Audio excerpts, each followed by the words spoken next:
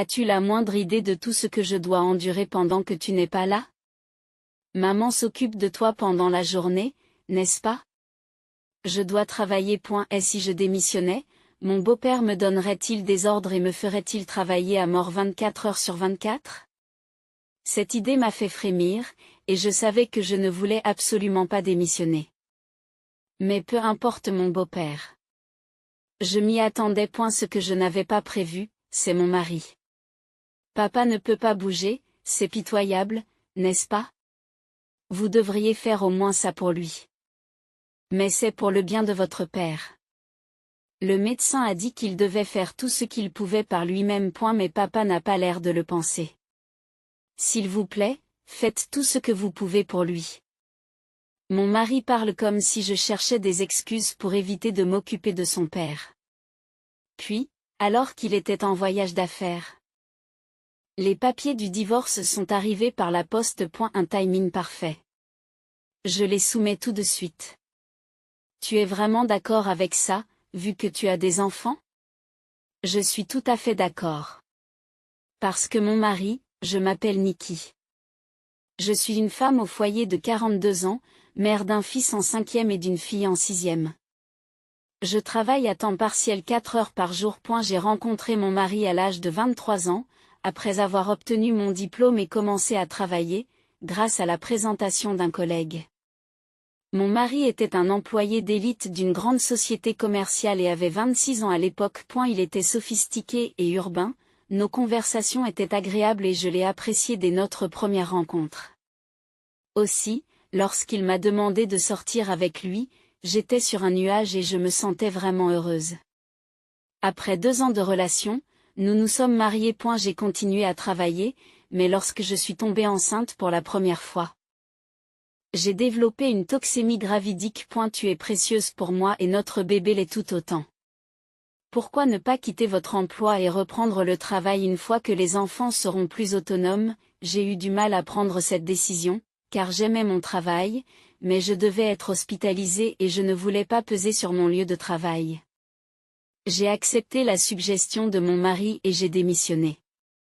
J'ai ensuite donné naissance à notre fils Zach en toute sécurité. L'année suivante, notre fille Tara est née et je suis devenue mère de 2 enfants, vivant des jours heureux. Cependant, un événement est venu mettre un terme à ces jours heureux. 12 ans après le début de notre mariage, alors que Zach avait 11 ans et Tara 10, mon beau-père est tombé malade.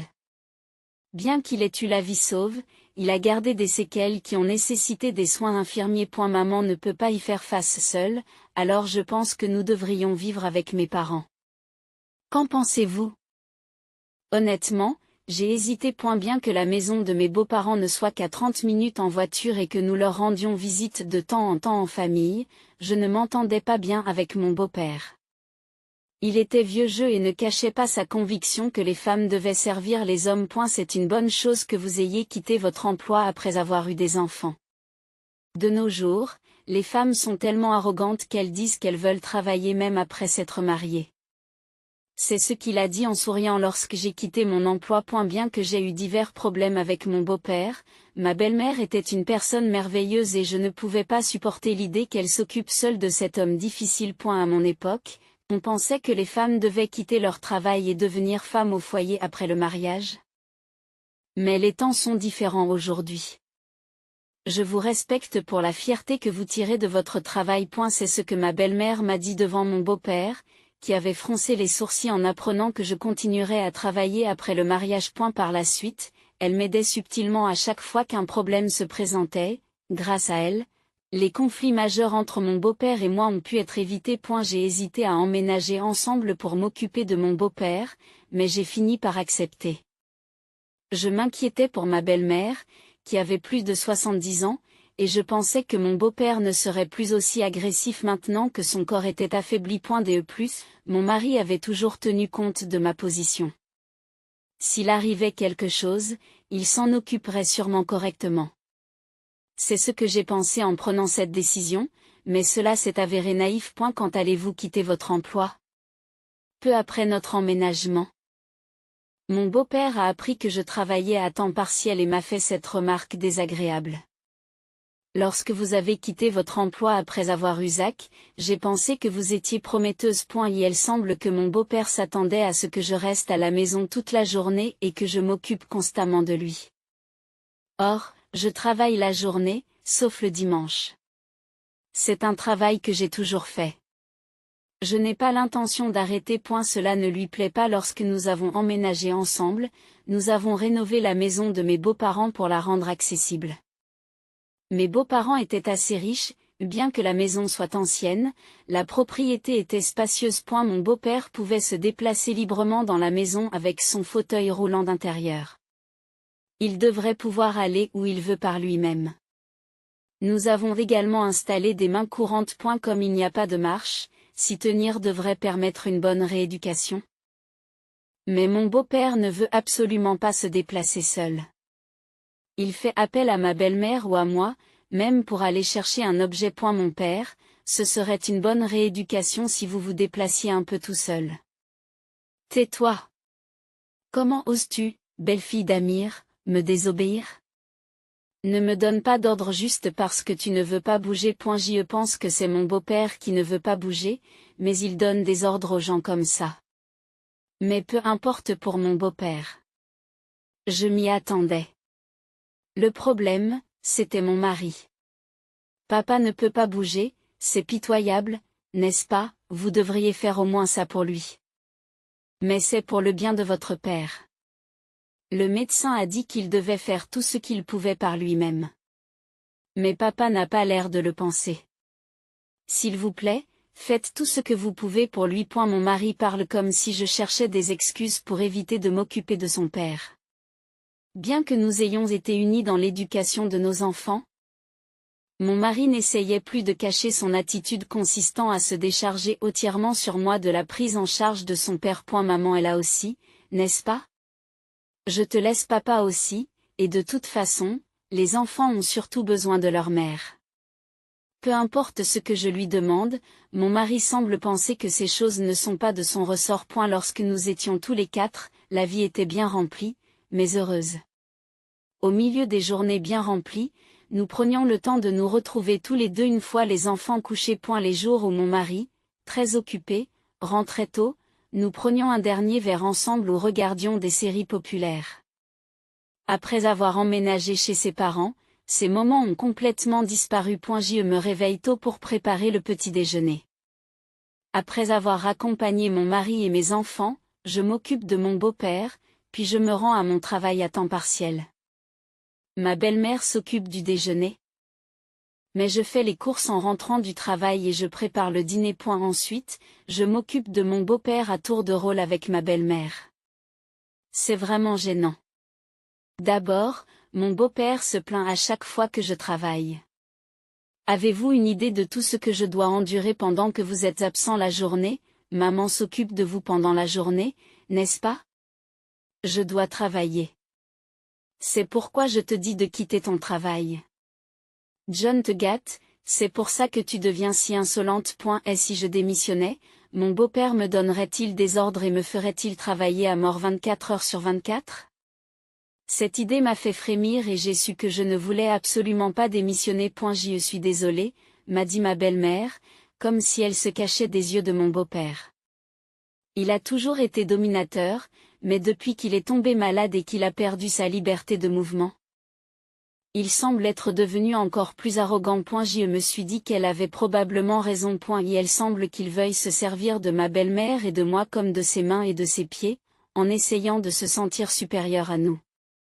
Il veut se considérer comme celui qui donne les ordres et nous comme ceux qui doivent obéir. Mais il suffit que ce soit moi qui sois traité de la sorte.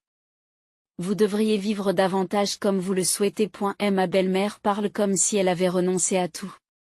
Bien sûr, je n'ai pas l'intention de devenir une victime de mon beau-père. Je veux aussi que ma belle-mère vive plus librement, mais je ne sais pas comment le lui faire comprendre. Chaque fois que j'y pense, je me sens incroyablement frustrée. Environ un an après le début de notre cohabitation, la situation s'est encore aggravée. Tout d'abord, l'état de santé de mon beau-père s'est visiblement détérioré. Bien que mon beau-père soit pratiquement cloué au lit, sa langue est restée acérée et il a continué à nous réprimander. ma belle-mère et moi. Ne pouvez-vous pas faire les choses plus efficacement? Je souffre parce que vous n'y mettez pas tout votre cœur. Quel genre de belle-fille es-tu? Frustré par son corps immobile, mon beau-père ne cessait de nous lancer de telles paroles. Lorsque ma belle-mère essayait de me protéger de lui, il devenait physiquement violent. Les femmes de cette famille ne valent vraiment rien. Après avoir été mariée avec vous pendant des décennies, c'est ce qui m'est arrivé. Je suis vraiment un homme malchanceux. En disant de telles choses, peut-être parce qu'il savait que sa propre force était faible maintenant, il jetait des journaux, des magazines et tout ce qu'il pouvait attraper sur ma belle-mère. Bien sûr, j'ai répliqué à mon beau-père à plusieurs reprises, mais à chaque fois, il se montrait plus dur avec ma belle-mère, si bien que j'ai fini par m'occuper de lui en silence. J'en ai parlé à mon mari, mais lui, qui n'a jamais aidé à s'occuper de son père, n'en a pas tenu compte. Je ne sais pas quoi faire quand vous me dites ces choses. Je vous ai laissé, à toi et à maman, le soin de vous occuper de papa, alors s'il te plaît, fais-le bien. C'est tout ce qu'il dit, en balayant la question d'un revers de main. Le travail est très prenant en ce moment. Je suis désolée, mais s'il te plaît, occupe-toi de papa jusqu'à ce que je m'en sorte. Lorsqu'il évoque le travail, je ne peux plus rien dire. En fait, la rénovation de la maison a coûté très cher. Nos économies ont vraiment diminué, je dois donc travailler dur pour les reconstituer. C'est vrai, j'ai donc dû renoncer à consulter John au sujet de son père. Il s'est passé quelque chose d'encore plus grave. Peut-être qu'en voyant ma belle-mère et moi supporter en silence le traitement de son père, Zach a commencé à nous traiter terriblement. Dépêchez-vous de le faire. Vous êtes une femme si inefficace. J'ai essayé de me dire que c'était simplement parce qu'il était entré au collège et que son environnement avait changé, mais ce n'était manifestement pas le cas. Il disait des choses très dures à ma belle-mère, à moi et même à Tara. Comment oses-tu parler ainsi, excusez-vous. Tais-toi. Les femmes ne devraient pas répondre aux hommes. En disant cela, Zach lançait des objets et claquait les portes bruyamment. Il était comme une version plus jeune de mon beau-père. Bien qu'il soit mon propre fils, mes sentiments de haine ont peu à peu dépassé mon affection, et maintenant je lui parle rarement, sauf en cas de nécessité. Lorsque je demandais à mon mari de le gronder parce que son comportement était si terrible, il ne le prenait pas au sérieux. Zach est à cet âge-là. Cela s'appelle la rébellion. Je me souviens avoir été comme ça. Moi aussi. Tu penses vraiment qu'après avoir vu sa terrible attitude, ce n'était pas si grave? Il n'est pas violent ou quoi que ce soit d'autre. C'est vrai, Zach n'a pas encore été physiquement violent. Mais il fait du bruit et lance des objets. Peut-on vraiment dire que ce n'est pas de la violence? Vous voulez dire que nous devrions le laisser tranquille jusqu'à ce qu'il devienne violent? Ce n'est pas ce que je dis. Je dis que nous devrions observer comment les choses évoluent. Mon mari dit cela comme si cela n'avait pas d'importance. J'ai compris qu'il était inutile de dire quoi que ce soit à cet homme. À un moment où j'avais atteint un état de quasi-résignation, un autre changement s'est produit dans notre vie. Mon beau-père est décédé. Cela s'est produit soudainement au cours de notre 2e année de vie commune. Son état de santé s'est aggravé et il a eu une crise d'épilepsie. Après des funérailles précipitées, nous avons repris une vie normale. Une vie normale. Qu'est-ce que c'est que cette vie? Pendant ces 2 années, j'avais complètement oublié ce que cela signifiait. Si la vie normale signifie la vie avant de vivre avec mes beaux-parents, avant de prendre soin de mon beau-père, alors notre vie actuelle n'est pas normale. Elle se lever, préparer le petit déjeuner, voir son mari et ses enfants, aller travailler à temps partiel. Faire les courses sur le chemin du retour, préparer le dîner, faire le ménage et dormir le soir venu. Si c'est cela la vie normale, alors nous sommes revenus à une vie normale. Mais mon cœur n'est pas en paix, et quand je regarde ma belle-mère, elle a la même expression. Que devons-nous faire maintenant? Ma belle-mère me pose cette question d'un air troublé. Il semble que je sois arrivé à un moment où je dois prendre plusieurs décisions. Zach est resté une version miniature de mon beau-père. Non, son comportement s'aggravait de jour en jour. Comme s'il essayait de compenser l'absence de mon beau-père. Tais-toi. Ne me donne pas d'ordre. L'autre jour, il a fini par pousser Tara. Comment as-tu pu faire une chose pareille? Heureusement, Tara est tombée sur le canapé et n'a pas été blessée. C'est de sa faute. Elle a osé me gronder alors qu'elle n'est que ma sœur. Les femmes devraient se contenter d'écouter silencieusement ce que disent les hommes. Tara avait seulement dit à Zach de jeter les déchets des snacks qu'il avait mangés dans le salon. Zach, pourquoi ne jettes-tu pas tes propres déchets? Même les petits-enfants ne font pas ça. Quand elle a dit cela, il lui a crié dessus et l'a poussé. Zach est devenu complètement incontrôlable. Comment a-t-il pu devenir un tel enfant? J'ai dit à mon mari que Zach était enfin devenu physiquement violent avec les membres de sa famille. Mais sa réponse a été la même qu'à l'accoutumée. Ils étaient probablement en train de s'amuser. Toutes les familles n'ont-elles pas des disputes de ce genre? Ce n'était pas à ce niveau. Zach va continuer à grandir et à devenir plus fort, n'est-ce pas? S'il vous plaît, grondez-le avant que les choses n'empirent. D'accord, d'accord. Je lui parlerai quand j'aurai le temps. Ah oui, je pars en voyage d'affaires demain. Mon mari a laissé ses mots et est parti pour un long voyage d'affaires le lendemain.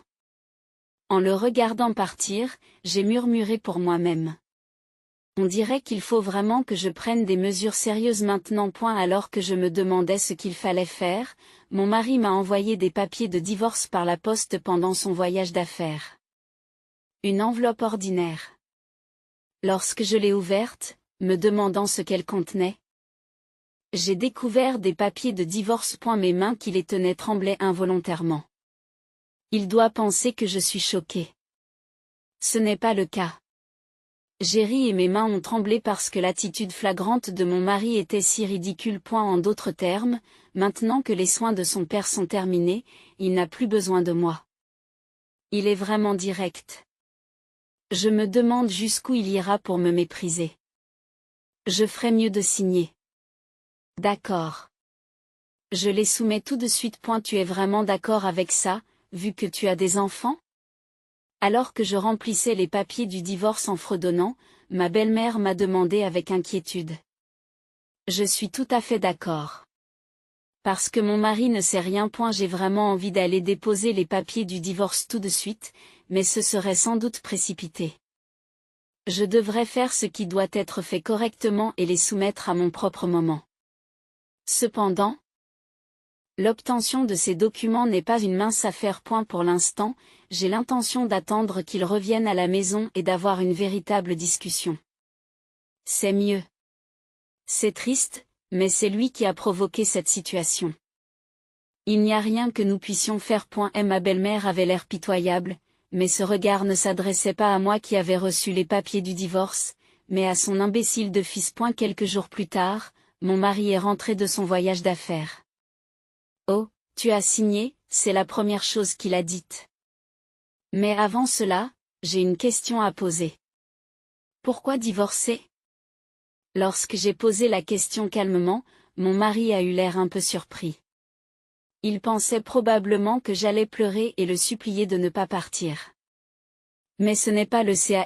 Je veux juste entendre la raison qu'il me donnera. Qu'est-ce qui t'a poussé à vouloir divorcer? J'ai essayé de poser la question différemment. Il sera peut-être plus facile pour lui de répondre précisément. Mon mari me regarde toujours en face. Il a l'air un peu troublé. Qu'en pensez-vous? Il utilise une tactique lâche. Il veut probablement prendre le contrôle de la conversation en m'obligeant à répondre parce qu'il lui est difficile de le faire lui-même. Je pose la question parce que je ne sais pas. Et la panique se lit clairement sur le visage de mon mari. Parce que tu es indifférent à mon égard. Indifférent? Quand est-ce que j'ai fait ça? Tu as décidé seul de tout ce qui concerne les enfants et de tout le reste, sans jamais écouter mon avis. C'est incroyable. Il traite tout comme si c'était le problème de quelqu'un d'autre. C'est lui qui m'a tout refilé. Puisque tu sembles l'avoir oublié, laisse-moi te le rappeler. C'est toi qui n'as pas voulu m'écouter quand j'ai essayé de te consulter. C'est peut-être parce que je lui parlais comme à un enfant que mon mari s'est mis en colère. Est-ce ainsi que tu parles à ton mari? Sachez vous mettre à votre place. Pense-t-il que je vais me calmer s'il essaie de m'intimider d'une voix forte? Il s'est soudain mis à crier. Ta voix forte ne me dérange pas. Ton père et Zach m'y ont habitué. Dis-je avec un grognement.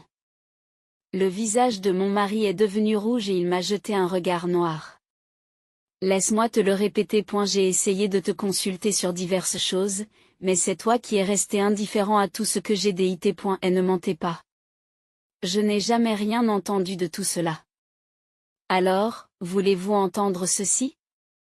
J'ai sorti un enregistreur vocal. Je l'ai placé devant mon mari et je l'ai mis en marche. Et elle en est sortie ma voix qui consultait mon mari et sa voix qui répondait de manière désintéressée. Pourquoi avez-vous enregistré quelque chose comme ça? Parce que j'ai pensé que tu pourrais dire quelque chose comme ça un jour. Je l'ai donc enregistré au cas où. C'est de l'écoute téléphonique. C'est ce que je déteste chez toi. C'est pour ça que je veux divorcer. C'est ça. Le visage de mon mari est devenu rouge vif, comme s'il allait cracher du feu, et il a soudain jeté l'enregistreur vocal. Maintenant, il n'y a plus de preuves. Mon mari affiche un sourire triomphant. Je me demande si la destruction de biens est considérée comme de la violence. Qu'avez-vous dit? Il est inutile de détruire cela. J'ai des sauvegardes des données. Et vos actions actuelles sont également enregistrées. Mon mari a regardé autour de lui. Surpris par mes paroles. Cela montre vraiment le peu d'intérêt que vous portez aux affaires de la maison. Nous avons installé des caméras de sécurité autour de la maison parce que votre père pouvait se déplacer dangereusement sans que nous le sachions. Vous avez détruit l'enregistreur vocal sans aucune discussion. Je garderai une trace de tout cela. C'est injuste. Et si c'était pour le bien de papa, tu n'en as plus besoin maintenant qu'il est parti. Ce n'est pas à vous de décider. Il se trouve que je les ai gardés. Avec tout le travail de nettoyage, j'ai bien fait de reporter le retrait des caméras. Mon mari tremblait de colère à mes paroles. Alors, vas-tu me dire pourquoi tu veux divorcer? Je n'accepterai pas tant que je n'aurai pas compris pourquoi. Comme je l'ai dit, c'est parce que tu ne m'as pas considéré comme ton mari. C'est votre dernière réponse? Comme je l'ai déjà dit. J'ai des données sur diverses choses. Vous devriez réfléchir attentivement avant de parler. Mon mari a avalé ses paroles, semblant enfin réaliser qu'il ne devait pas dire quelque chose d'imprudent. Tu me diras la raison du divorce, n'est-ce pas?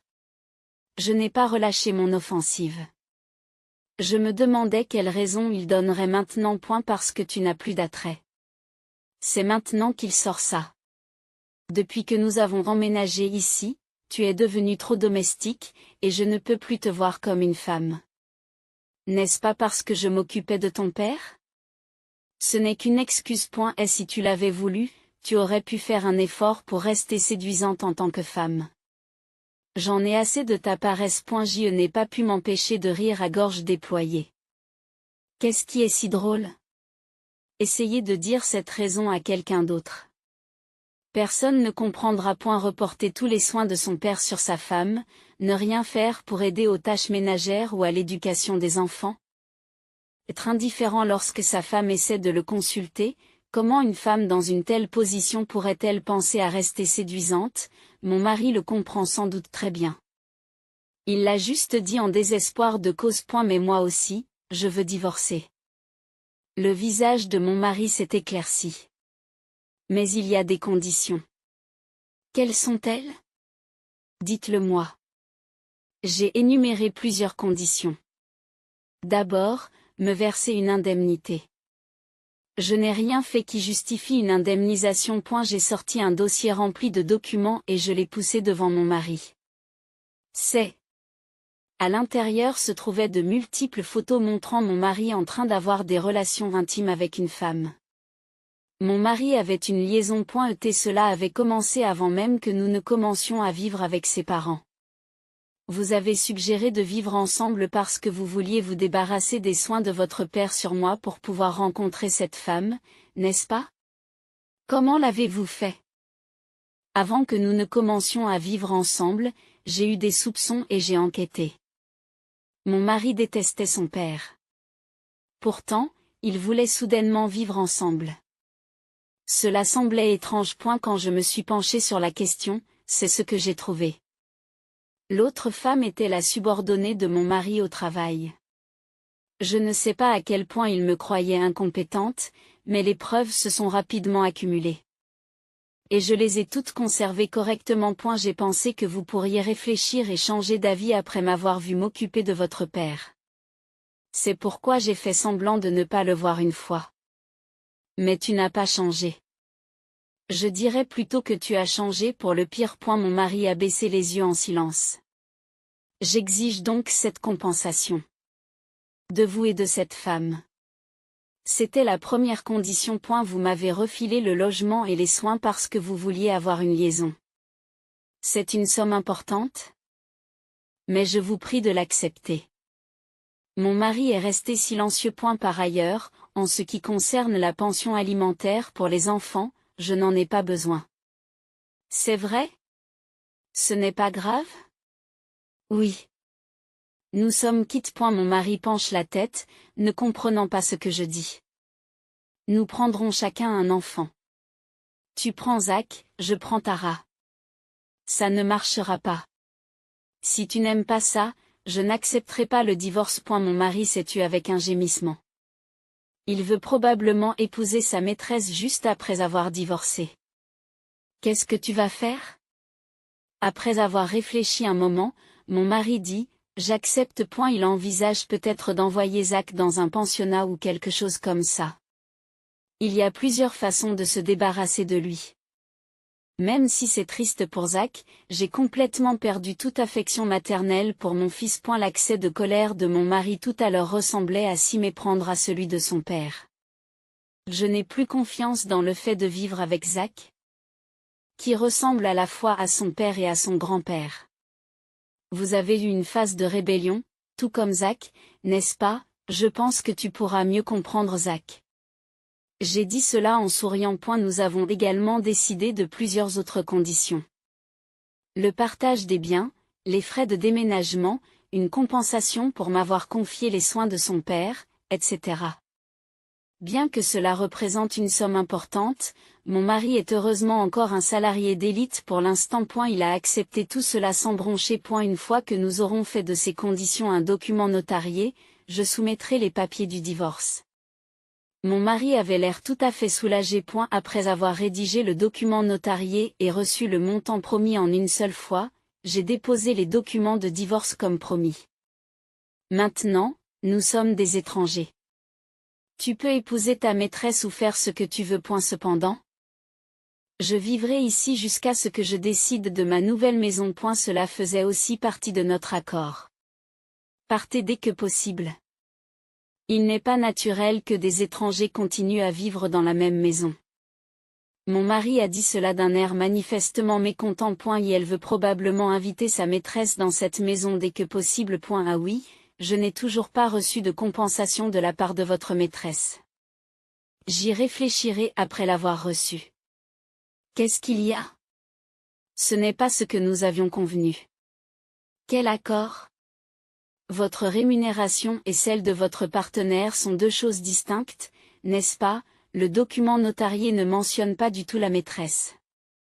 Je ne me sentirai pas en sécurité si je ne reçois pas cela. Quelle femme cupide! La cupide est votre partenaire, n'est-ce pas? Voler le mari d'une autre. Mon mari n'avait aucun moyen de répondre. Quoi qu'il en soit, c'est ma maison. Maintenant que nous sommes des étrangers, partez dès que possible. Je vous en supplie. Mon mari dit cela avec une expression tragique. À ce propos, je ne pense pas que ce soit votre maison. Que voulez-vous dire par là? Ignorant le regard perplexe de mon mari, j'ai fait un léger signe de tête à ma belle-mère. Ma belle-mère m'a alors dit que cette maison était la mienne. Que veux-tu dire par là? Cette maison est à mon nom. Ce n'est donc pas votre maison. Le visage de mon mari montre qu'il ne comprend pas ce que dit sa mère. Je poursuis donc l'explication. À l'origine, cette maison appartenait à ta mère, pas à ton père. Ce n'est donc pas la tienne. Mon mari ne semble toujours pas convaincu par mon explication. C'est compréhensible. J'ai expliqué à mon mari, ou plutôt à mon ex-mari, les circonstances que je connaissais. À l'origine, votre père a été adopté dans la famille par le biais du mariage, et tous les biens appartiennent à votre mère. Quoi? Votre père était ce genre de personne, n'est-ce pas? Il n'a probablement jamais voulu vous dire qu'il s'était marié avec la famille, car cela aurait blessé sa fierté. Mon ex-mari s'affaisse, dépité. Mais si la maison appartient à maman, je suis l'héritier à terme. Elle sera à moi dans le futur, n'est-ce pas? À ce propos, j'ai été adopté par ta mère. De quoi s'agit-il? Quand il a été question de vivre ensemble après la maladie de mon beau-père, j'ai eu une longue discussion avec ma belle-mère, rien que nous deux. C'est à ce moment-là que nous avons parlé. Alors bien sûr, ma belle-mère est aussi au courant de la liaison de son fils. J'ai fait en sorte que ton père se marie en tant que fils adoptif pour hériter de cette maison. C'est probablement pour cela qu'il est devenu si autoritaire, en essayant de compenser. C'est difficile à croire maintenant, mais apparemment ma belle-mère et mon beau-père ont eu un mariage d'amour passionné. Malgré leur différence de statut social et le fait que ma belle-mère n'avait pas de frères et sœurs. Mon beau-père a accepté d'être adopté par la famille. L'attitude de mon beau-père semble avoir été une combinaison de dépendance à l'égard de ma belle-mère et d'autodépréciation à l'égard de son statut de gendre adoptif. C'est probablement la raison pour laquelle ma belle-mère a pu rester gentille avec lui jusqu'à la fin, malgré ses manières dominatrices. Même si je pense qu'il s'agissait d'une relation un peu tordue, je suis un peu envieux qu'elle ait pu conserver une telle affection pour mon beau-père.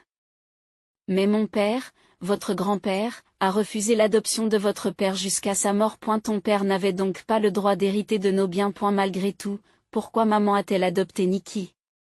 Je lui ai tout expliqué, y compris que ton père serait probablement dur avec elle. Et il y a encore une chose que j'ai comprise.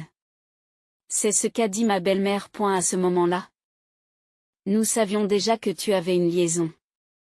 Ma belle-mère et moi avions discuté de tout et décidé que s'il montrait des remords, nous ferions comme si rien ne s'était passé. Mais malheureusement, ce n'est pas ce qui s'est passé. Nikki, vous vous êtes si bien occupée de mon mari. C'est ma façon de m'excuser pour le comportement de mon fils. Je suis contente que tu me considères comme une vraie mère. Est-ce égoïste de ma part de vouloir que tu restes avec moi pour toujours? C'est ma belle-mère qui a dit ça, et j'ai accepté l'adoption. C'est donc toi qui dois quitter cette maison. Tu n'as pas le droit de vivre ici. Oui. J'ai décidé de vivre avec Nikki. Je ne veux pas voir le visage de la personne que tu épouseras ensuite. Et mon testament stipule que tous mes biens vont à Nikki. Maman. Comment as-tu pu? Mon mari ne peut pas croire les mots de sa mère. Sortez. Emmenez Zach avec vous. Vous abandonnez Zach même si vous êtes sa mère. Le document notarié dit que nous prendrons chacun un enfant, n'est-ce pas, et vous avez dit que vous compreniez bien Zach. Il est naturel que des gens qui se comprennent vivent ensemble, n'est-ce pas? Mon ex-mari n'avait plus rien à dire. Quelques jours plus tard, mon ex-mari et Zach ont quitté notre maison. Je sais où ils sont allés. Une maison que mon ex-mari louait.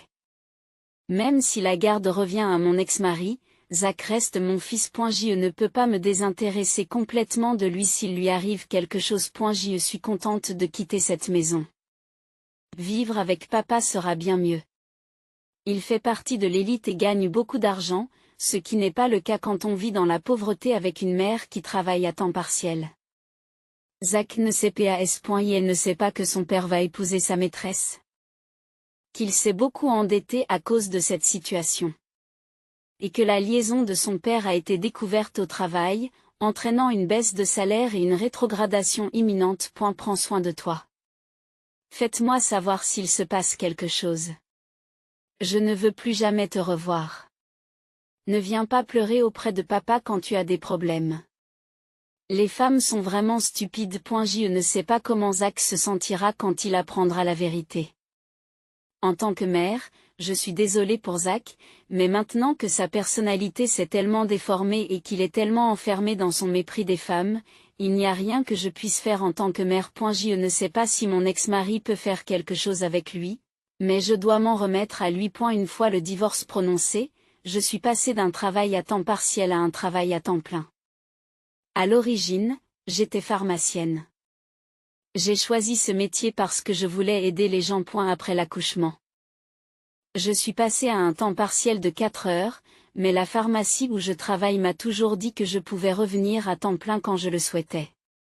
Il n'y a donc absolument aucun problème de revenu futur. Je peux envoyer Tara à l'école qu'elle souhaite et la soutenir dans la voie qu'elle choisira. Mon ex-mari avait rénové la maison pour la rendre aussi confortable que possible, en pensant à ses vieux jours. Grâce à cela, nous pouvons également vivre confortablement. Maintenant que mon beau-père est décédé, ma belle-mère se réjouit de trouver ses propres plaisirs.